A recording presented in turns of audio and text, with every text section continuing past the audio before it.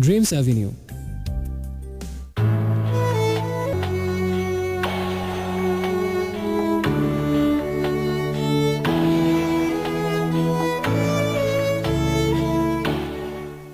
Hello friend, শুনছেন radio Amar 88.4 FM আর শুনছেন এই মুহূর্তে একটা সপ্তাহের বিরতির পরে আপনার নির্ঘুম বন্ধুর আজকে রাত 11টা থেকে 2টো পর্যন্ত আমি থাকবো এবং আজকে অনেক বেশি এক্সাইটেড কারণ বিশ্বকাপ শুরু হওয়ার পরে এই প্রথম আমি হট সিটে এবং এই প্রথম আপনাদের সবার সাথে কথা হচ্ছে।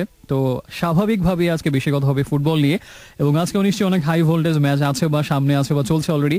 সো আশা করবো যে আমরা সবসময় নিজের মনের কথা বলি, সবকিছুই বলি, আজকে সবকিছু নিশ্চয়ই বলবো এবং ওয়ার্ল্ড কাপ এক্সাইটিং যে আপনার টাইমগুলো কাটছে এবং এক্সপেকটেশন যা অথবা যে আশাটা পূরণ হয়নি সবকিছুই শেয়ার করতে পারেন আমার সাথে, কারণ আমি খুব বরাবরই আমার ছোটবেলা থেকেই ক্লাস 1-2 থেকে আমি প্রচন্ড রকম মানে die hard football freak and আমি সবসময় আমার ফ্রেন্ডদেরকে এবং সবাইকে বলি যে আই লিভ অন ফুটবল এবং ফুটবল হচ্ছে আমার blood, my oxygen, everything. So এই মুহূর্তে আমি আমার প্রিয় দলের জার্সি পরেই শো করছি। So and if you want know the answer, it's Germany obviously. So আশা করছি আজকে সবকিছুই হবে, পাশাপাশি ফুটবলের উত্তেজনা একটু বেশি থাকবে। বিশ্বকাপের জ্বরে পুরো পৃথিবী কাঁপছে, আমাদের এবার দোষী, তাই না? তাই বিশ্ব স্রোতে সামিল হয়ে একাত্ম হই এবং একাত্মতা ঘোষণা। যদি কোনো কিছু লিখতে চাই, রেডিও আমাদের যে সবসময় যেভাবে SMS করেন সেভাবেই মোবাইল SMS অপশনে গিয়ে প্রথমে লিখবেন RA স্পেস দিয়ে আপনার নাম ঠিকানা এবং তারপরে কথাগুলো লিখে পাঠিয়ে দিন 2323 এই নম্বরটাতে। প্রথম যে গানটা প্লে করবো এই গানটা হচ্ছে অনেক দিন পরে প্লে করছি এবং এটা হচ্ছে ব্ল্যাকের একটা গান, তাদের সেকেন্ড স্টুডিও অ্যালবাম উৎসবের পর যে অ্যালবামের নাম, সেই অ্যালবামের একটা গান এবং ওই সময় গানটা জনপ্রিয় হয়েছিল। এটা একই সাথে 3 জন কণ্ঠ দিয়েছেন, তখন জন ছিলেন, তাহসান ছিলেন এবং গেস্ট অ্যাপিয়ারেন্স হিসেবে এলিটাও ছিল। আশা করি গানটা ভালো লাগবে।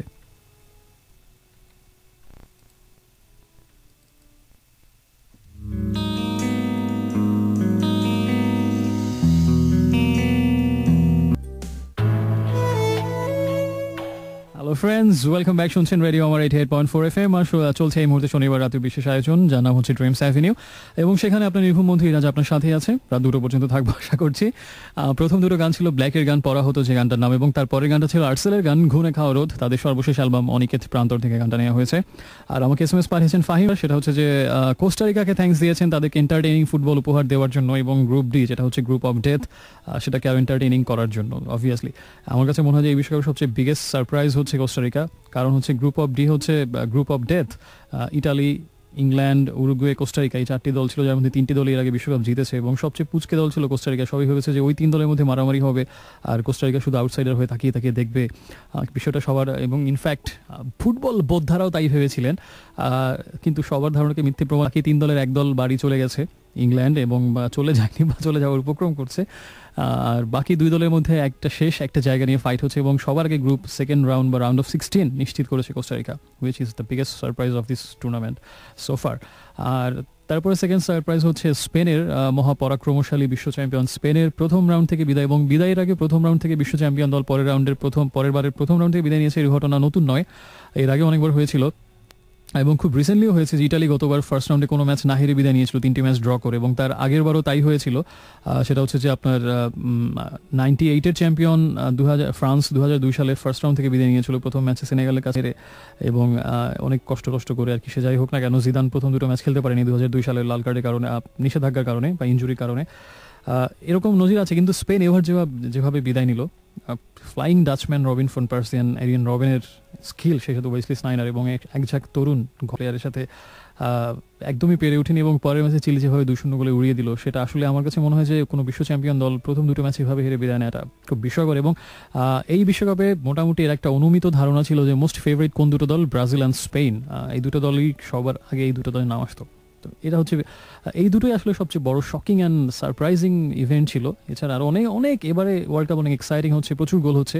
1958 সালের পর থেকে এত বেশি গোল হয়নি পার ম্যাচ, এখনও প্রায় 3-এর কাছাকাছি, একটু হয়তো কম আছে।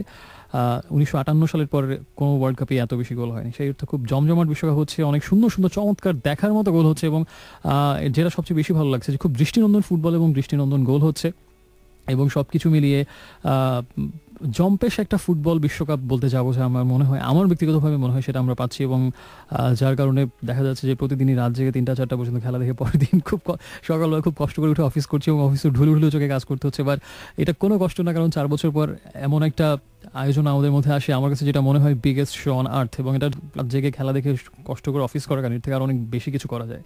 এটা এতটাই একটা মহেন্দ্রক্ষণ এবং এতটাই একটা মিলন মেলা এবং এমনই একটা মহা উৎসব, এবং সেই উৎসবে সামিল হয়নি এমন মানুষ, এমন দল, মত নির্বিশেষে কিছু নির্বিশেষে এমন কিছু আমার কাছে মনে হয় পৃথিবীতে আর কিছু নেই।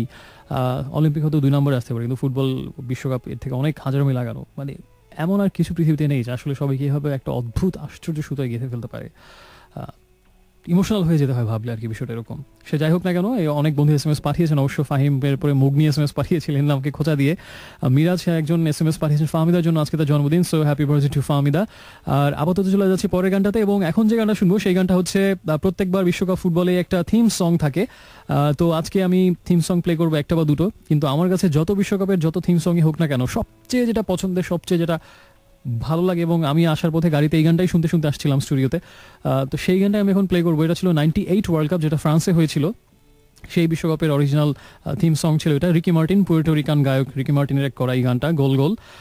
এই গানটার কাছে মনে হয় যে অন্য কোনো ওয়ার্ল্ড কাপের থিম সং এর ধারে কাছেও আসে না। ভাইয়ের সাথে আজকে আমার আসার পথে একটা ডিবেট হচ্ছিল, ভাইয়া বলছিল যে 1986 ওয়ার্ল্ড কাপে বা 1990 ওয়ার্ল্ড কাপে ইউরোপার একটা গান ছিল ফাইনাল কাউন্টডাউন, তার মতে সেটা হচ্ছে বেস্ট। আমি বলছিলাম যে সেটা একটু সিনেমাটিক, একটু ড্রামাটিক, অনেক কিছুর সাথেই সেটা যায়, কিন্তু football stadium, colourful fans, festive একটা মুড, এবং গোলের উত্তেজনা, এবং সব মানে শুনলেই ফুটবলের সেই বিশ্বকাপের অদ্ভুত উন্মাদনা, যে গানটা শুনলে একেবারে মিশে যাওয়া যায়, সেটা আমার কাছে মনে হয় রিকি মার্টিনের এই গানটা একেবারে undoubtedly the most beautiful world cup theme song to me at least. সেই গানটা এখন শুনছি, রিকি মার্টিনের গান গোল গোল গোল, আলে আলে, এবং একটু পরে ফিরছি, সাথে থাকুন। আর যদি কোনো কিছু লিখতে চান, প্রথমে আলে লিখুন, স্পেস দিয়ে আপনার নাম ঠিকানা এবং তারপরে কথাটা লিখে পাঠিয়ে দিন 2323 এই নম্বরটাতে।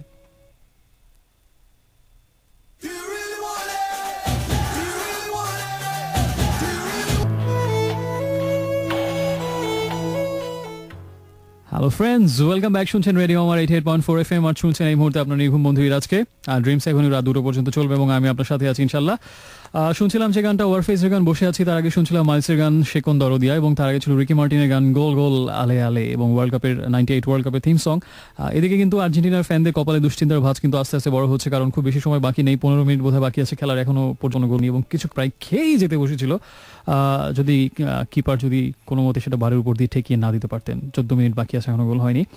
সে যাই হোক, আজকে রাতে আমার সবচেয়ে পছন্দের দলে খেলা আছে জার্মানির, আশা করি দোয়া করবেন সবাই এবং ভালো করবে তারা ঘানার সাথে। আর ওয়ার্ল্ড কাপ তো SMS কিন্তু অনেক আসছে, SMS এর বেশিরভাগই খেলাধুলা নিয়ে, SMS পারাপ নিয়ে, এবং তার আগে জাকিয়া, তানজিলা, অনন্যা এবং শিমু তারা সবাই SMS পাঠিয়েছেন, থ্যাংক ইউ। বেশিরভাগই বিস্ময় প্রকাশ করেছেন আমি আসাতে, খোঁচা দিয়েছেন সবাই। আর নিয়াজ আমাকে যে SMS-টা পাঠিয়েছে সেটা নিয়ে একটু কথাবার্তা বলা যাক। সেটা হচ্ছে, নিয়াজ লিখেছেন, টিকি টাকা football is a good formation now. This World Cup is for power football, which was showed by Netherlands, Germany, France and Chile.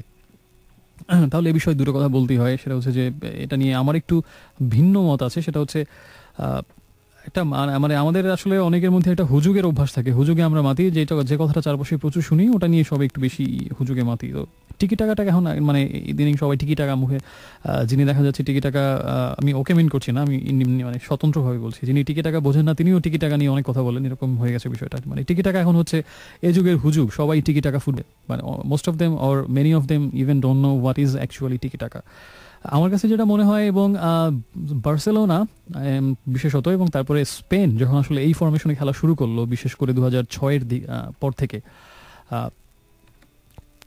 এই স্টাইলটা হচ্ছে যে ছোট ছোট পাসে বল ধরে রেখে নিজেদের মধ্যে, এবং পজিশন বেসড খেলা, অর্থাৎ বল কোনোভাবেই বিপক্ষ দলের পায়ে দেওয়া যাবে না, এবং পায়ে যদি কোনোভাবে চলে যায় অন্য দলের খেলোয়াড়দের, 3 সেকেন্ড বা 5 সেকেন্ডের মধ্যে আবার বলটাকে নিজের পায়ে নিয়ে আসতে হবে, নিয়ে এসে নিজের মধ্যে বলটা থাকবে, ঘোরাঘুরি করবে বিভিন্ন জায়গাতে, এবং এভাবে আস্তে আস্তে আস্তে আস্তে আগানো হবে, এবং এভাবেই পজিশনটা ধরে রেখে হয়তো আপনি খেলার 60 বা 65 বা 70% সময় বল আপনার পায়ে থাকছে, এবং বলটা ওদের পায়ে দেওয়া যাবে না। এভাবে খেললে, এভাবে পজিশন ধরে রেখে তার আক্রমণে ওঠা, এবং সেখানে গিয়ে সুযোগ বুঝে কোন ফাঁকফোকর থাকলে ডিফেন্সে সেখান দিয়ে থ্রু পাস দিয়ে বা মাইনাস করে গোলটা বের করে আনা। মোটামুটি মোদ্দা কথা টিকি টাকা মানে সারমর্ম বা সংক্ষেপ হচ্ছে এরকম। কিন্তু একটা বিষয় আপনাকে মাথায় রাখতে হবে, সেটা হচ্ছে যে ফুটবল বিশ্বকাপ 1930 থেকে, ধরলাম ফুটবল তারও আগ থেকে খেলা শুরু হচ্ছে। তো এই 100 বছরে ফুটবলের ফরমেশন চেঞ্জ হয়েছে, ফুটবলের গতি প্রকৃতি চেঞ্জ হয়েছে, খেলার স্টাইল। একটা সময় ছিল যে নেদারল্যান্ডস এক সময় টোটাল ফুটবল চালু করলো, যেটা একটা অসম্ভব সাহসী পদক্ষেপ ছিল। এক সময় আবার কিছু কিছু দল খুব ডিফেন্সিভ খেলা খেলতো, এবং এরকম অনেক 100 বছরে অনেকবার বিভিন্ন কোচের ফরমেশন চেঞ্জ হয়েছে। এক সময় ছিল 4-4-2, এটা ছাড়া 90s-এর দশকে, 90-এর দশকে 4-4-2 ফরমেশন ছাড়া অন্য কিছু ভাবাই যেত না। বেশিরভাগ দল 4-4-2 ফরমেশনে খেলতো, এবং এটা ছিল একদম ট্রেডিশনাল আর টিপিক্যাল। সেখান থেকে আস্তে আস্তে অনেক কিছু হচ্ছে, 4-5-1 হলো, 4-2-3-1 হলো, তারপরে 4-3-3 হলো, 5-3-2, অনেক ফরমেশনই খেলা হয়।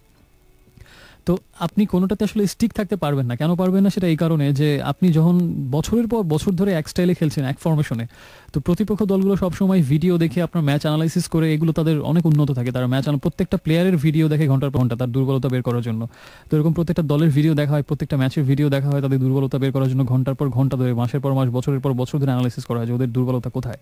তো আপনি যখন 4, 6, 8 বছর ধরে একই স্টাইলে খেলে যাবেন, একই স্টাইলে উইদাউট এনি চেঞ্জ সিম্পলি, তো স্বাভাবিকভাবে আপনি আশা করতে পারেন না এই স্টাইল 4 বছর আগে যে সফলতা পেয়েছিলেন আজকেও সেটা পাবেন যদি আপনি কোনো চেঞ্জ সেখানে না, একই প্লেয়ার, একই স্টাইল, একই ফরমেশন, একই ট্যাকটিক, একই ট্রিক, সব কিছুই এক। তাহলে আপনি অবশ্যই সারা পৃথিবীর বাকি দলগুলো বসে নেই, তারা ক্রমাগত ঘন্টার পর ঘন্টা ধরে আপনাকে নিয়ে অ্যানালাইসিস করছে যে আপনার কোথায় দুর্বলতা। সো এই কারণে কোনো ফরমেশনই আসলে আপনি দীর্ঘদিন বা বছরের পর বছর, যুগের পর যুগ ধরে রাখতে পারবেন না।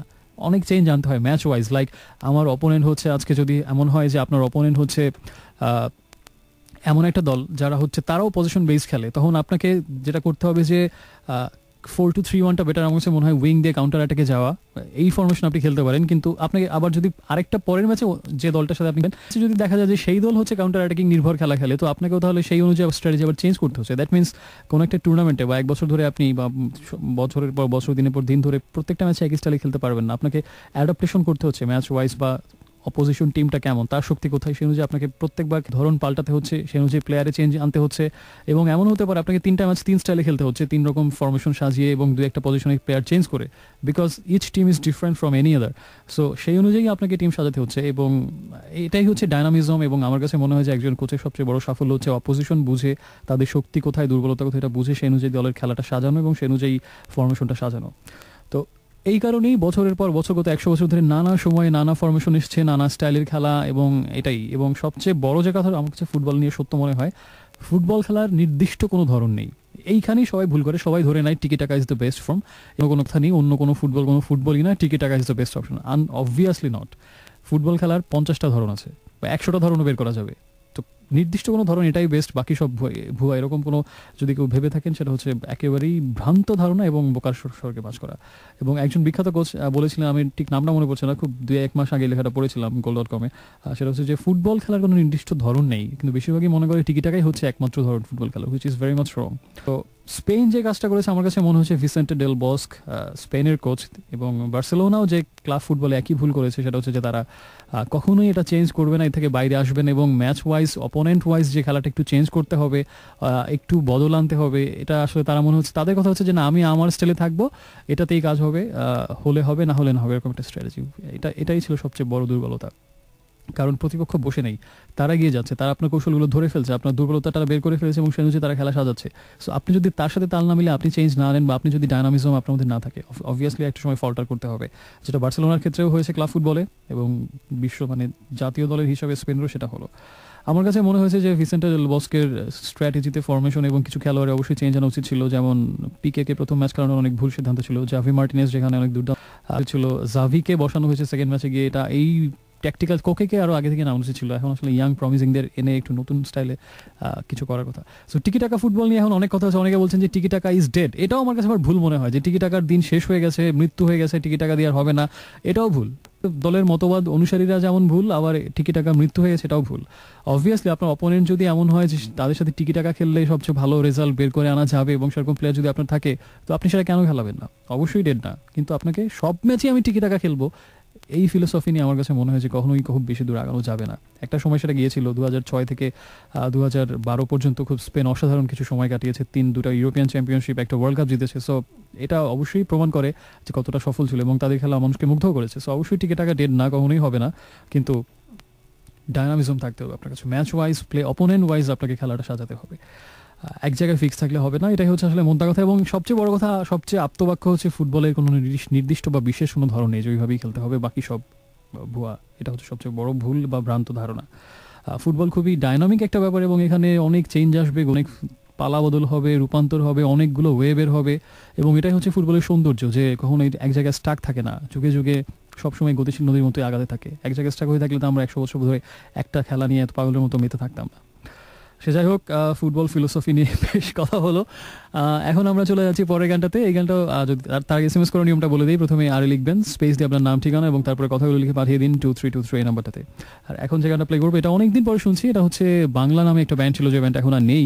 অর্ণব সেই ব্যান্ডের মাধ্যমে তার মিউজিক্যাল ক্যারিয়ার শুরু করেন। সেই ব্যান্ড অর্থাৎ বাংলা ব্যান্ডে থাকা অবস্থায় অর্ণবের গাওয়া একটা গান, তুই গান গাইছে মতো, বাতাসকে খুশি করে বাস। একটু পরে ফিরছি, সাথে থাকুন।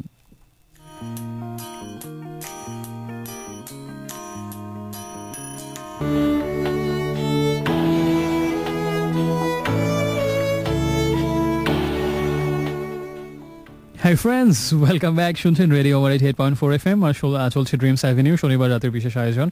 আপনার সোলমেট অ্যান্ড আলটিমেট রেডিও মেট হিরাজ আপনার সাথে আছে এবং সবাইকে আরেকবার স্বাগত জানাচ্ছি। শুনছিলাম একটু আগে নির্ভানার গান কাম অ্যাজ ইউ আর।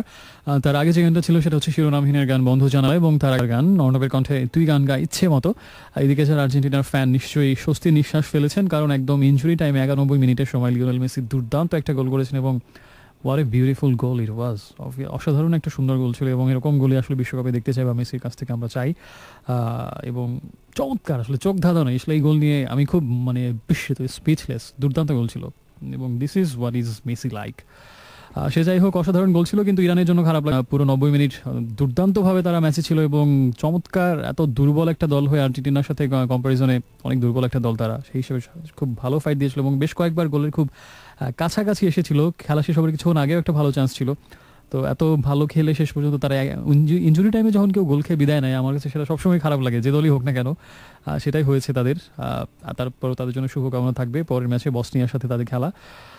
এদিকে বেশ কিছু বন্ধু এসএমএস পাঠিয়েছেন আমাকে। ঈশানা লিখেছেন, thank you so much for your kind and appreciative message. And Ayesha জানিয়েছেন যে জার্মানির অন্ধ সাপোর্টার তিনিও, এবং এরপর নেদারল্যান্ড স্পেনের খেলা আর তিনি কখনোই সমর্থক না। সে যাই হোক না কেন, আর অনেকে এসএমএস পাঠিয়েছেন ফুটবলের নিয়ে আবেগ, উত্তেজনা এবং প্রিয় দলের শুভকামনা, অনেক ছড়াছড়ি। This is the most beautiful part of world cup football. আসলে আমরা সবাই একটা অন্যরকম উত্তেজনার আকাশে উঠতে থাকি পাখা ছাড়াই, এবং এই উত্তেজনার অন্য কোনো কিছুর সাথে এর কোনো তুলনা চলে না।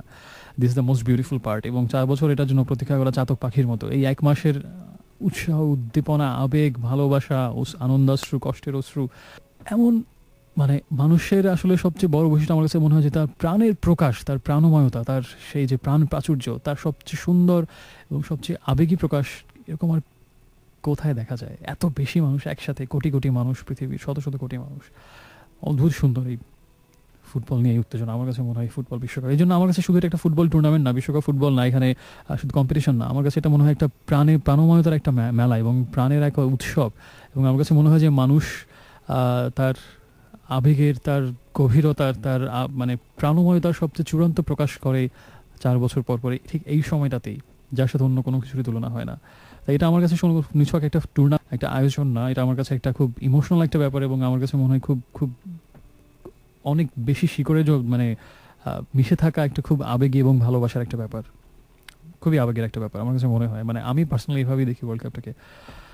সেজন্য এই 1 মাস পৃথিবীর সব কিছু মনে হয় এর কাছে তুচ্ছ, এবং এটাই হচ্ছে ধ্যান, জ্ঞান, স্বপ্ন, সাধনা, ঘুমটাই মাথায় কাজ করে।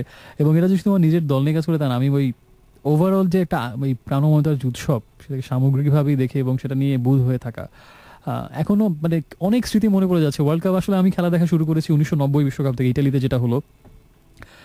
সেই হিসাবে 1990, 94, 98, 2, 6, 10, 14 এটা আমার 7ম বিশ্বকাপ। সেই 90 থেকে জার্মানির ফ্যান আমি, 24 বছর ধরে একটা দলকে সাপোর্ট করছি। এভাবে বছরের হিসাব করলে মনে হয় অনেক 2 যুগ ধরে একটা টিমকে সাপোর্ট। সে যাই হোক, 90 বিশ্বকাপ থেকে শুরু, তখন একেবারেই ছোট, সবগুলো ম্যাচ দেখার প্রশ্নই আসে না। আমি কিছু কিছু ম্যাচ দেখেছিলাম এবং কখনোই একটা ম্যাচ পুরোটা দেখতে পারিনি। আমার 5 কি 6 বছর বয়স তখন, বা 6 বছরের মতো বয়স বোধ হয় আমার, 6-এরও বোধ হয় 6 বছর বয়স তখন আমার। কোনো ম্যাচই পুরোটা দেখা হয়নি আমার। দেখা যেত যে রাতের বেলা 8টা-9টার দিকে ঘুম দিতাম, বলতাম যে ম্যাচের আগে উঠাতে, তো তারপর উঠাতেও দেখা যেত 1 হাফ দেখে বা কিছুক্ষণ দেখে কয়েকটা ম্যাচ, আবার ঘুমিয়ে গেছি। পরের দিন সকাল উঠে সিনিয়রদের কাছ থেকে রেজাল্ট শুনতাম যে এই দল তো জিতেছে। তো ওই সময় থেকেই ওই জার্মানিকে নিয়ে ব্যাপক উত্তেজনা সবার মধ্যে ছিল, ওই কিভাবে যেন জার্মানির ফ্যান হয়ে যাওয়া, এবং সেবার তারাই কাপটা নিয়েছিল শেষ পর্যন্ত। এখনও আমার মনে আছে যে ফাইনাল ম্যাচটা, 90-এর বিশ্বকাপের ফাইনাল ম্যাচটা যখন হলো, আমি সবাইকে, এমন কেউ নেই যাকে আমি হাতে পায়ে ধরে রিকোয়েস্ট করিনি, প্লিজ আমাকে খেলার আগে উঠিয়ে দিতেই হবে, কারণ তখন আমি ক্লাস 2-তে পড়ি, এতক্ষণ জেগে থাকা সম্ভব না। তো সবাইকে রিকোয়েস্ট করে করার পরে যেটা হলো সেটা হচ্ছে যে আমি ঘুমিয়ে গেলাম এবং ঠিকই উঠানো হলো আমাকে বিশ্বকাপ ফাইনাল আগে, কিন্তু এত ছোট ছিলাম, বেশিক্ষণ জেগে থাকতে পারিনি, ঘুমিয়ে গেছিলাম। সেটা টেবিল, হঠাৎ করে প্রচন্ড চিল্লাপাল্লা এবং ভয়াবহ চিৎকার চেঁচামেচি, মানে খাটের উপরে, টেবিলের চেয়ারের উপরে যে যেভাবে করে লাফাচ্ছে, ওই চিৎকার চেঁচামেচিতে ঘুম ভেঙে গেল। এবং তখন উঠে দেখলাম যে জার্মানি গোল দিয়েছে সেই পেনাল্টিতে, সেই 90 ফাইনালে। এই স্মৃতিটা আমার এখনও মনে আছে এবং তখন আমিও কিছু না বুঝে উঠে তাদের সাথে জয়েন করলাম। সেই 90 সালের, সেই 24 বছর আগের স্মৃতি এখনো চোখে ভাসে। এরপরে আসলো 94 বিশ্বকাপটা, যেটা আসলে 94 থেকে একেবারে প্রত্যেকটা ম্যাচ মানে পুঙ্খানুপুঙ্খ আমার একদম প্রথম মিনিট থেকে শেষ মিনিট পর্যন্ত দেখতে হবে, যদি অন্য কোনো কাজ না থাকে। এটা এখনোই অভ্যাসটা আছে এবং সেটা 94 থেকেই শুরু। যখন আমি পড়ি ক্লাস 6-এ, 94 ওয়ার্ল্ড কাপের সময়, আমার মনে আছে যে অলমোস্ট 90% ম্যাচ দেখেছিলাম। শেষ পর্যন্ত সেই ফাইনাল ইটালি আর ব্রাজিল টাই ব্রেকারে রবার্তো ব্যাচিওর সেই বারের উপর দিয়ে হেলিকপ্টার শট গ্যালারি থেকে আসছে পড়লো এবং হৃদয় বিদারক দৃশ্য। আমি ফাইনালে ওই দিন ইটালি সাপোর্টারই ছিলাম, বেশিরভাগই আমরা ব্যাজিওর জন্য সাপোর্ট করেছিলাম এবং এটা জার্মানি হেরেছিল বুলগেরিয়ার সাথে। আমার এখনও মনে আছে যে খেলাটা শুরু হয়েছিল সম্ভবত রাত 10টার দিকে, 94-এ সেই কোয়ার্টার ফাইনালে বুলগেরিয়ার সাথে জার্মানি 3-2 গোলে সম্ভবত বা 2-1 গোলে হেরেছিল। আমার এখনও মনে আছে যে আমার 2 সিনিয়র কাজিনের সাথে আমি খেলাটা দেখছিলাম এবং তারা খুব হৃদয়হীনের মতো আচরণ করেছিলেন। আমার কাছে এটা মনে হয় এতদিন পরে, আমি তখন খুবই ছোট, স্বাভাবিকভাবেই প্রিয় দল হারলে ওই সময়টাতে এখন যতটা কন্ট্রোল করা যায় তখন তো সেই একেবারেই ছোট একটা মানুষ ছিল, কিন্তু তারা খুব পিঞ্চ করছিলেন আমাকে, আমার এখনো মনে আছে। এবং আমার চোখে পানি চলে এসেছিল তাদের পিঞ্চিংয়ের কারণেই, যে যখন আর মাত্র 5-10 মিনিট বাকি আছে তারা খুব পিঞ্চ করছিলেন যে জার্মানি হেরে যাচ্ছে বুলগেরিয়ার কাছে। এবং আমি মানে ছলো ছলো চোখে অশ্রু নিয়ে কোনো মতে খেলাটা দেখা শেষ করলাম এবং ম্যাচটা শেষ হওয়ার পর আর কোনো মতেই অশ্রু ধরে রাখা গেল না। একে তো দল হারার কষ্ট, তার উপরে কাজিনদের পিঞ্চিং, দুইটা মিলিয়ে আর কি খুব হৃদয় বিদারক ব্যাপার হয়েছিল আমার জন্য। এবং পরে কয়েকদিন পৃথিবী সব কিছু ফাঁকা ফাঁকা মনে হতো, অনেক সময় লেগেছিল ঠিক হতে। সেটা গেল 94-এর ওয়ার্ল্ড কাপ। এরপরে 98 ফ্রান্স ওয়ার্ল্ড কাপ, আমি তখন রেসিডেন্সিয়ালে কিছু ম্যাচ দেখেছিলাম বাসায়, কিছু ম্যাচ রেসিডেন্সিয়াল সে হাউসে সবাই মিলে ফ্রেন্ডরা, রেসিডেন্সিয়ালের হোস্টেলে। সেরকম টান টান উত্তেজনা এবং এই ম্যাচেও হৃদয় বিদারক ব্যাপার আমার জন্য ঘটলো। ইনফ্যাক্ট 90-এর পরে আমার প্রত্যেক বিশ্বকাপে আমার জন্য হৃদয় বিদারক, কারণ এরপরে জার্মানি কোনোবারই কাপ পায়নি। তো 98-তে যেটা হলো জমজমাট একটা বিশ্বকাপ হলো এবং জার্মানি এইবার হেরেছিল বোধহয় ক্রোয়েশিয়ার কাছে হেরে ডেভর সুকার ওই ম্যাচে ওই বিশ্বকাপের গোল্ডেন বুট উইনার 98-এ ডেভর সুকারের গোলে, এবং শেষ পর্যন্ত হারে একটা লাল কার্ডও পেয়েছিল জার্মানি ওই ম্যাচে। ক্রিস্টিয়ান ওর্নস, বরুসিয়া ডর্টমুন্ডের প্লেয়ার। এবং আমার মনে আছে আমি তখন ক্লাস 10-এ পড়ি এবং ক্লাস 10-এ পড়ি তখনও জার্মানি যে ম্যাচে হারলো ক্রোয়েশিয়ার কাছে, ওই ম্যাচে রুমে ফিরে, কমন রুম থেকে খেলাটা দেখে রুমে ফিরে সবাই ঘুমিয়ে গেছে, আমি বালিশে মুখ চেপে কাঁদতে কাঁদতে বালিশ ভিজিয়ে ফেলেছিলাম, এটা এখনও মনে আছে। That was back in 98 world cup. ফাইনালে ফ্রান্সকে সাপোর্ট করেছিলাম আমরা বেশিরভাগ ফ্রেন্ডরা মিলেই। শেষ পর্যন্ত ফ্রান্স জিতলো। ম্যাচের দিন কি অদ্ভুত কি জানি একটা ব্যাপার হলো, রোনাল্ডোর ঠিকমতো খেলতে পারলেন না, নাকি আসলেই খেলতে পারেনি কারণ নিতে পারেনি। জিনেদাইন জিদান তার টাক মাথায় 2 হেড গোল দিয়ে এবং আরেকটা গোল দিয়েছিলেন ইমানুয়েল পেটি। 3-0 গোলে ফ্রান্স ব্রাজিলকে হারালো। ব্যাপক উত্তেজনা, সবাই একসাথে, যেহেতু রেসিডেন্সিয়াল হোস্টেলে তখন। এরপর আসলো 2002 ওয়ার্ল্ড কাপ। এই ওয়ার্ল্ড কাপটা আমার কাছে মনে হয়েছে যে আমি মনে হয় হাতে গোনা 5 কি 10 মিনিট মিস করেছি, এছাড়া প্রত্যেকটা ম্যাচ একদম শুরু থেকে শেষ পর্যন্ত দেখা হচ্ছে। কারণ আমি তখন একদমই ফ্রি ছিলাম, কারণ আমার তখন ট্রানজিশন পিরিয়ড, ইউনিভার্সিটিতে ক্লাস শুরু হয়নি, একেবারে অখণ্ড অবসর। এবং যারা ক্লাস করছে তারাও সব ম্যাচ দেখতে পারেনি, যারা অফিস করছে তারাও, কারণ ওই বিশ্বকাপ দিনের বেলা হয়েছিল জাপান কোরিয়াতে 2002। কিন্তু আমি যেহেতু কোনোটাতেই ছিলাম না, একেবারে ফ্রি ছিলাম, প্রত্যেকটা ম্যাচ এবং যেগুলো আনইম্পর্টেন্ট দলের খেলাও শুরু থেকে শেষ পর্যন্ত দেখেছিলাম শেষ পর্যন্ত। এবং ওরা ছিল সবচেয়ে অঘটনের বিশ্বকাপ, মানে প্রত্যেকটা বড় বড় দল বিদায় নিচ্ছে, প্রত্যেকটা বড় দল, আর্জেন্টিনা ফ্রান্স তো প্রথম রাউন্ডে বিদায় নিল, এরপরে স্পেন ইটালি তো কোরিয়ার সাথে বিদায় নিল, প্রত্যেকটা দল বিদায় নিল। শেষ পর্যন্ত টিকে থাকলো ব্রাজিল আর জার্মানি ফাইনালে এবং 2-0 গোল। অলিভার কান দুর্দান্ত খেলেছিল পুরো বিশ্বকাপ জুড়েই এবং সেরা খেলোয়াড়ের পুরস্কার অলিভার কানই পেয়েছিল, গোল্ডেন বল এবং গোল্ডেন বুট পেলেন রোনাল্ডো ফাইনালে 2-0 গোল। এবং যে অলিভার কান পুরো বিশ্বকাপে দুর্দান্ত খেললেন, ফাইনালে গিয়ে তিনি একটা ভুল করলেন এবং প্রথম গোলটা এভাবেই হয়েছিল, রোনাল্ডো 2 গোল করেছিলেন ফাইনালে। হৃদয় বিদারক দৃশ্য 2002 বিশ্বকাপে, বারবার হার্ট ব্রেকিং। এরপর আসলো 2006 আমি তখন জাহাঙ্গীরনগর ইউনিভার্সিটির হলে আরেকটা, এর আগে রেসিডেন্সিয়ালে ছিল ক্লাস 10-এ, এই হলে সেকেন্ড বিশ্বকাপ। এবং এবারও ব্যাপক উত্তেজনা, অস্থির ধুমধুমার অবস্থা। এবারও জার্মানি বেশ শুরু থেকেই একেবারে নবীন একটা টিম নিয়ে খুব দুর্দান্ত ফুটবল খেলে সেমিফাইনালে গিয়ে এবং শেষ মুহূর্ত পর্যন্ত সমানতালে পাল্লা দিয়ে শেষ মুহূর্তে গিয়ে অতিরিক্ত সময়ের খেলায় ইটালির সাথে পারল না। আরেকটা শেষ পর্যন্ত ফাইনাল হলো ইটালি ফ্রান্স, এবং এটা হচ্ছে এই ফাইনালটাতে সবচেয়ে বেশি আমরা শকড হয়েছিলাম। আমার মনে হয় শুধু আমি একা না, বা আমরা না, পুরো পৃথিবীবাসী সবাই, বেশিরভাগ যারা নিউট্রাল ফ্রান্সের সাপোর্টার ছিলেন, বিশেষ করে জিনেদাইন জিদানে ছিল এটা শেষ ম্যাচ, এবং এই ম্যাচের পর রিটায়ার করবেন। তো শেষ ভালোভাবে তো রিটায়ার করা হলোই না, এটা অনাকাঙ্ক্ষিত ঘটনা। সেই হেডবাট মার্কো মাতেরাজ্জিকে কি এমন বলেছিলেন মার্কো মাতেরাজ্জি যে আসলে জিনেদাইন জিদান মানে সবটুকু সেন্স হার এরকম একটা কাজ করলেন, সেই কথাটা তিনি কখনোই কারো কাছে প্রকাশ করেননি যে কি। এবং তবে একটা কথা তিনি বলেছিলেন যে আপনাদের মাথায় সেটা আসবে না কতটা খারাপ কথা বলেছিল। অনেক কিছু ভাবতে পারেন যে বোধহয় এটা বলতে পারে ফ্যামিলিকে নিয়ে, মাকে নিয়ে অনেক কিছু ভাবতে পারেন, কিন্তু চিন্তা করতে পারবেন না যে কতটা খারাপ কথা সে বলেছিল। এটা আনইম্যাজিনেবল, এবং জিনেদাইন জিদান কখনোই সেটা ফাঁস করেননি। এবং এর পরবর্তীতে মার্কো মাতেরাজ্জি সেই ঘটনার অনেকদিন পরে মানে বন্ধুত্বের হাত বাড়িয়ে দিলেও জিদান কখনোই সেই বন্ধুত্বের হাত আর বাড়াননি, তিনি কখনোই ক্ষমা করেননি মার্কো মাতেরাজ্জিকে। এবং আসলে এই ঘটনার পরে লাল কার্ড দেখে মাঠ থেকে বের হয়ে যাওয়ার পরে আসলে একটা অশনি সংকেত সবার মনেই বাজছিল যে আজকে বোধহয় আর হচ্ছে না। এবং জিনেদাইন জিদানের একটা হেড নিশ্চিত গোল জিয়ানলুইজি বুফন যেভাবে ঠেকিয়ে দিলেন, তখনই মনে হচ্ছিল আজকের রাত ইটালির রাত। আর পুরো বিশ্বকাপেই দুর্দান্ত খেলেছিলেন জিয়ানলুইজি বুফন, এবং ওয়ার্ল্ড কাপ পাওয়ার পেছনে আমার কাছে মনে হয় 2006 মানে সবচেয়ে বড় অবদান ছিল দুজন প্লেয়ার, গোলকিপার জিয়ানলুইজি বুফন এবং ডিফেন্সে ফ্যাবিও ক্যানাভারো। দুর্দান্ত দেয়াল হয়ে দাঁড়িয়েছিলেন পুরো টুর্নামেন্ট জুড়ে ফ্যাবিও ক্যানাভারো, এবং তার সাথে অন্যরা ফ্যাবিও গ্রসো, আরও যারা ছিলেন তারা, এবং মেইনলি ক্যানাভারো, আর কিপার হিসেবে বুফন একের পর এক দুর্দান্ত সেভ করে। ঠিক 2002-তে যেমন অলিভার কান, 2006-এ ঠিক তেমনি জিয়ানলুইজি বুফন। ওয়ার্ল্ড কাপ শেষ পর্যন্ত ইটালির হাতে উঠলো, যদিও আমরা বেশিরভাগ নিউট্রালি ফ্রান্সের সাপোর্টার ছিলাম, এবং সবার মন প্রচণ্ড খারাপ ছিল জিনেদাইন জিদানের সেই ঘটনার জন্য। ডেভিড ট্রেজেগে সেই শটটা যখন মিস করলেন, আমরা সবাই প্রচণ্ড রকম শোকে মুশড়ে পড়েছিলাম। 2006 গেল শেষ ম্যাচ, আসলো 2010 লাস্ট ওয়ার্ল্ড কাপ সাউথ আফ্রিকাতে, এবং এটাও আরেকটা ওয়ার্ল্ড কাপ যেটা আমি একদম প্রত্যেকটা মানে খুব অল্প কিছু মিনিট ছাড়া মনে হয় সবগুলো খেলা সব পুরোটাই দেখেছিলাম, কারণ তখন আমি ফ্রি, কোনো স্টারের মধ্যে তখন একটা ইন্টারমিশন ছিল, এবং কোনো জবে আমি তখন এনগেজ ছিলাম না, একেবারে ফ্রি, যেহেতু সবগুলো ম্যাচ দেখেছিলাম। এবং আরেকটা দুর্দান্ত বিশ্বকাপ ছিল অবশ্যই। এবং জার্মানি আমার কাছে মনে হচ্ছে 2010 ওয়ার্ল্ড কাপ এন্টারটেইনিং এবং স্টিভ ফুটবল খেলেছিল জার্মানি।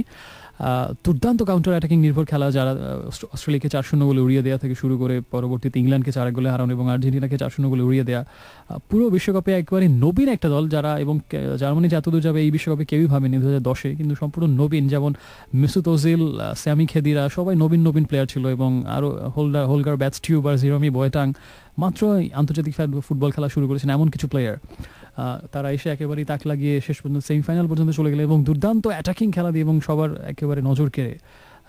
যদি আসলে আমার কাছে মনে হয় সবচেয়ে ভালো হতো স্পেন জার্মানি ফাইনাল হলে, এই দুটো দল ডিজার্ভ করতো, কিন্তু যেহেতু সেমিফাইনালে এই দুটো দলে দেখা হয়ে যায়, তাই স্পেনের সেই পজিশন বেসড ফুটবলের সাথে জার্মানি আর সেমিফাইনালে পেরে ওঠেনি, এবং একেবারে জার্মানির সেই অ্যাটাকিং এবং অ্যাট্রাকটিভ ফুটবলকে ডিফিউজ করে দিয়ে স্পেন ফাইনাল চলে গেল, ওদিকে নেদারল্যান্ডস গেল, এবং স্পেন নেদারল্যান্ডস ফাইনাল হলো। ফাইনালটা অবশ্য একটা রণসংঘাতপূর্ণ ফাইনাল ছিল, অনেক মারামারি কাটাকাটি, এবং নাইজেল ডি ইয়ং জাবি আলোনসোর বুকের উপরে সরাসরি লাথি মেরে যে লাল কার্ড দেখলেন, এটা এখন অনেকের কাছে বিস্ময়। তেমনি আরেকটা বিষয়, এরিয়ান রবেন 1-1-এ ইকার ক্যাসিয়াসকে পেয়েছিলেন ফাইনালে, কেন তিনি গোল করতে পারলেন না, যেটা রবেনকে এখনো পোড়ায় যে সেই গোলটা যদি করতেন নেদারল্যান্ড উঠতো। যদি আমার কাছে মনে হয় ডিজার্ভ করে স্পেনই, কারণ নেদারল্যান্ড থেকে অনেক বেশি সুন্দর ফুটবল তারা খেলেছিল পুরো বিশ্বকাপ জুড়েই। সো শ্রেষ্ঠ দলের হাতে উঠেছিল শেষ পর্যন্ত শিরোপা, ইকার ক্যাসিয়াস শিরোপা তুলে ধরলেন, এবং স্পেন বহুদিনের আক্ষেপ ঘুচিয়ে বিশ্বকাপ জিতলো। সেই বিশ্বকাপের পর অবশেষে শেষমেশ, এবং লাস্ট ফাইনালে স্পেনেরই সাপোর্টার ছিলাম আমি, এবং শেষ পর্যন্ত স্পেনই জিতলো। অবশেষে আসলো 2014। এখন পর্যন্ত খুব সফল এবং জমজমাট বিশ্বকাপ আমার কাছে। দুর্দান্ত গোল হয়েছে, দুর্দান্ত খেলা হয়েছে, খুবই আক্রমণাত্মক খেলা হচ্ছে, খুব কম টিমেই আসলে রক্ষণাত্মক ফুটবল খেলছে, বেশিরভাগ দলই গোল করার জন্য একদম শুরু থেকে ঝাঁপিয়ে পড়ছে, এবং চমৎকার দৃষ্টিনন্দন দেখার, ইভেন ছোট দলগুলো অনেক দেখার মতো সুন্দর সুন্দর গোল করছে এবং ভালো খেলা উপহার দিচ্ছে। অসাধারণ একটা টুর্নামেন্ট হচ্ছে, প্রচুর গোল হচ্ছে, এবং খুব সাসপেন্স নাটকীয়তায় ভরা। স্পেনের বিদায়, ইংল্যান্ডের বিদায়, কোস্টারিকার উত্থান, চিলির এত ভালো খেলা, এবং এই টিমগুলো ভালো খেলছে, সব কিছু মিলে চমৎকার একটা। এবং নেদারল্যান্ডসের সেই উড়ন্ত সূচনা, দুর্দান্ত খেলা, প্রথম ম্যাচে জার্মানির পারফরমেন্স, এবং ব্রাজিল আর্জেন্টিনা এরা তো আছে, ইটালি, এবং এরা এই ইটালি তো এমন একটা দল প্রথম রাউন্ডে মানে গ্রুপ রাউন্ডে খুব বাজে খেলবে, কিন্তু আস্তে আস্তে যত সময় যাবে তারা ততই পরিণত হবে, এবং শেষ পর্যন্ত কীভাবে যেন তারা একেবারে বহুদূর চলে যায়। আর ব্রাজিল আর্জেন্টিনা আশা করছি যে দ্বিতীয় ম্যাচে তাদের খেলা অনেকে হতাশ করেছে, তাদের ফ্যানরা সবাই হতাশ যে সেকেন্ড ম্যাচটা তাদের মনোভূত হয়নি, হয়তো সময়ের সাথে সাথে আস্তে আস্তে আরও পরিণত হবে, এবং আমরা একটা এবং ফ্রান্সকে এবার কেউ কিন্তু আসলে হিসেবে রাখিনি, কিন্তু প্রথম দুটো ম্যাচ থেকে ফ্রান্স বুঝিয়ে দিয়েছে যে তাদেরকে এবার হিসেবে না রাখলে ভুল হবে, কারণ প্রথম ম্যাচে হন্ডুরাসকে 3-0 বলে তারা হারিয়েছে, এবং দ্বিতীয় ম্যাচে সুইজারল্যান্ডকে 5-2 গোলে হারিয়েছে এবং করিম বেনজেমা খুব দুর্দান্ত ফর্মে আছেন এবং ফ্র্যাঙ্ক রিবেরির মতো গুরুত্বপূর্ণ খেলোয়াড় না থাকার পরেও তারা যেভাবে এগিয়ে যাচ্ছে আমার কাছে মনে হয় যে ফ্রান্সকে অবভিয়াসলি হিসেবের মধ্যে রাখতে হবে এবার এবং অসাধারণ একটা বিশ্বকাপ আমাদের জন্য অপেক্ষা করছে undoubtedly. So you are living on football এবং এখন আমরা চলে যাচ্ছি পরের গানটাতে। যদি কোনো এসএমএস করতে চান প্রথমে লিখবেন RA স্পেস দিয়ে আপনার নাম ঠিকানা এবং তারপরে কথাটা লিখে পাঠিয়ে দিন 2323 এই নাম্বারটাতে। একটা লালনের গান শুনছি সন্দীপনের কণ্ঠে।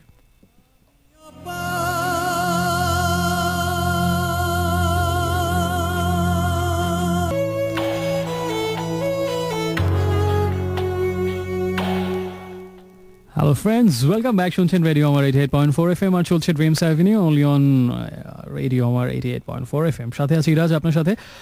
সময় এখন এক্স্যাক্টলি 12:23। শুনছিলাম একটু আগে বন জোভির গান always.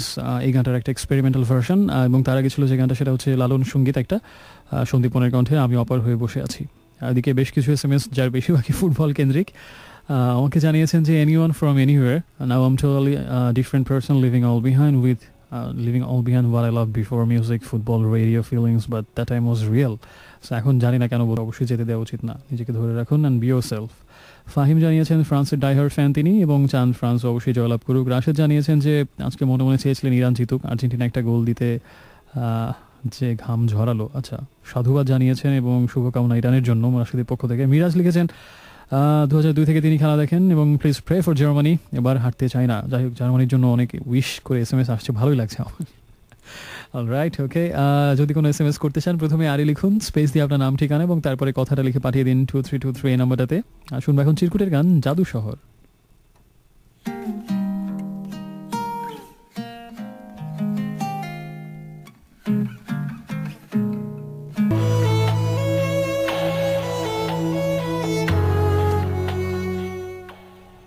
Hello friends, welcome back. শুনছেন রেডিও আমার 88.4 FM আর চলছে ড্রিমস অ্যাভিনিউ এবং ইরাজের সাথে আপনি এখনো আছেন। আর সময় এক্স্যাক্টলি 12:41। আর একটু আগে শুনছিলাম বাপ্পা মজুমদারের গান কতটুকু দূরে যাবে এক আকাশে, খুব সুন্দর একটা গান এবং গানটা সেটা হচ্ছে জাদুর শহর, চিরকুটের একটা গান। এবং এদিকে অনেক এসএমএস পাঠিয়েছেন খেলাধুলা বিষয়ক, নিজের মনের কথা বিষয়ক অনেক এসএমএস আসছে। ব্লু নাইটিঙ্গেল জানিয়েছেন when an iron burns in fire it can get the power of fire, when a gold burns in fire it becomes pure, when a man burns in pain he becomes a great hero. ডেভিয়েট cantonment থেকে জানতে চেয়েছেন যে tangled up in you by Staind এই গানটা play করা যাবে কিনা। এই গানটা প্লে করছেন, তবে স্টেইনডের অন্য একটা so far away just for you. আর যদি কোনো এসএমএস করে কোনো কিছু লিখতে চান বা বলতে চান বা জানাতে চান বা শুনতে চান প্রথমে আরে লিখুন স্পেস দিয়ে আপনার নাম ঠিকানা এবং তারপরে লিখে পাঠিয়ে দিন সেটা 2323 এই নাম্বারটাতেই রাজের কাছে। আশা করছি আপনার মনের আশা পূর্ণ হবে। So send the number so far away by Staind and I am coming back, just be with me.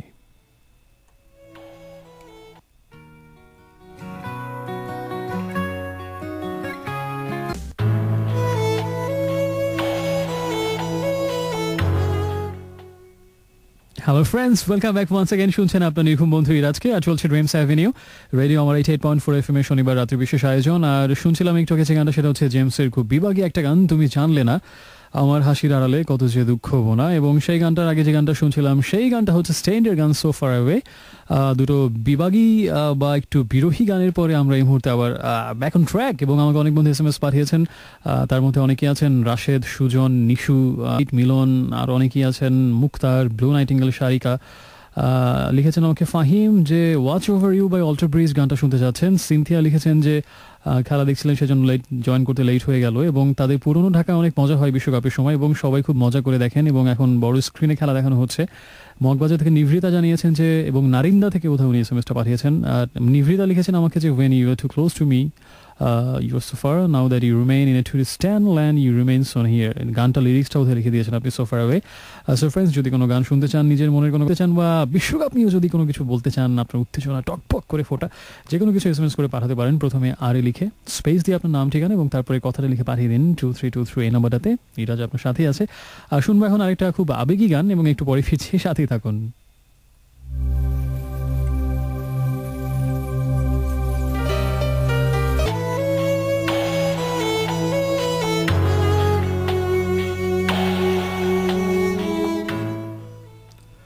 Hi friends, welcome back. শুনছেন রেডিও আমার 88.4 FM আর শুনছেন এই মুহূর্তে ইরাজকে এবং হটসিট থেকে আরেকবার সবাইকে শুভেচ্ছা জানাচ্ছি। শুনছিলাম একটু আগে যে গানটা, সেটা হচ্ছে বলো তুমি এমন কেন, একবার দেখে যাও, ফুয়াদ ফিচারিং সিমিন, তুমি হিনা। তার আগে ছিল তাহসানের আঙুল গানটা, এবং তার আগে ছিল শ্রীকান্ত আচার্যের গান বৃষ্টি তোমাকে দিলাম। এদিকে জার্মানি ঘানা ম্যাচ শুরু হয়ে গেছে এবং এখনো পর্যন্ত কোনো দল গোল করতে পারেনি। না পারারই কথা, কারণ হচ্ছে 28 ডিগ্রি সেলসিয়াসে খেলা হচ্ছে, যেটা মানে বিশ্বকাপের জন্য একেবারেই অচিন্তনীয় একটা ব্যাপার। এবং ত্রাহি মধুসূদন অবস্থা এই গরমে খেলতে গিয়ে কিছুক্ষণ আগ পর্যন্ত 30 ডিগ্রি ছিল। একেবারে বাংলাদেশে কয়েকদিন আগে আমরা গরমে যেরকম হাঁসফাঁস করছিলাম, সেরকম ওয়েদারে যদি ফুটবল খেলা হয় তো চিন্তাই করা যায়। এবং অ্যানালিস্টরা বলছেন যে ওয়াটার ব্রেকের ব্যবস্থা করা উচিত। সে যাই হোক না কেন, হাবিব আমাকে জানিয়েছে মিরপুর থেকে, সেটা হচ্ছে যে আমি চাই এই গানটা তিনি শুনতে যাচ্ছেন। আজম খানের একটা গান, আমরা এটার একটা পরবর্তীতে ভূমি একটা রিকম্পোজ ভার্সন করেছিল, তাদের কাভার করেছে আজম খানের গানটাকে, সেই ভার্সনটা আমরা শুনছি এবং একটু পরে ফিরছি। যদি কোনো কিছু লিখতে চান প্রথমে আরে লিখুন, স্পেস ঠিকানা এবং তারপরে কথাটা লিখে পাঠিয়ে দিন 2323 এই নাম্বারটাতে।